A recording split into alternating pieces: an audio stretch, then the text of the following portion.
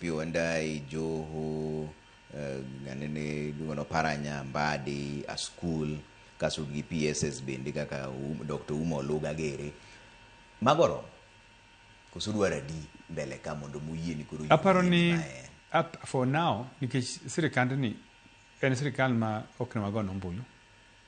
No gwelwa wadonji to miwa positions.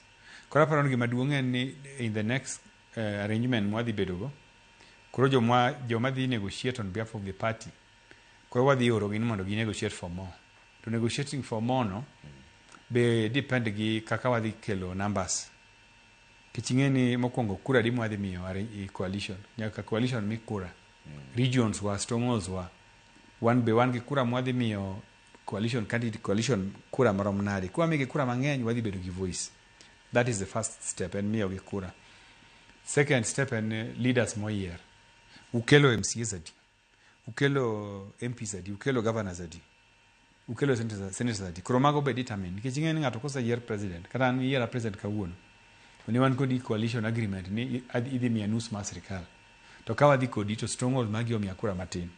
And running sirikal opogre gi winjruok before election. Samose yiera president adwaro be danga yud support e parliament. Munda kal kata mana cabinet.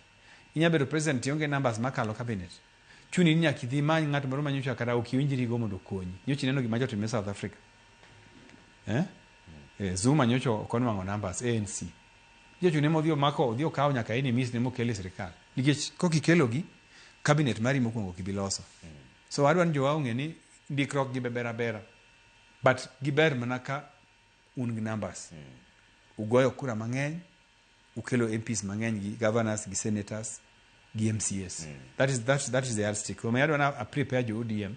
Ngara kwa dhi negotiate gi president.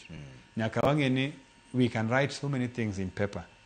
But ka coalition mwaloso kode ok nyalo yudo numbers manyalo run sirikal.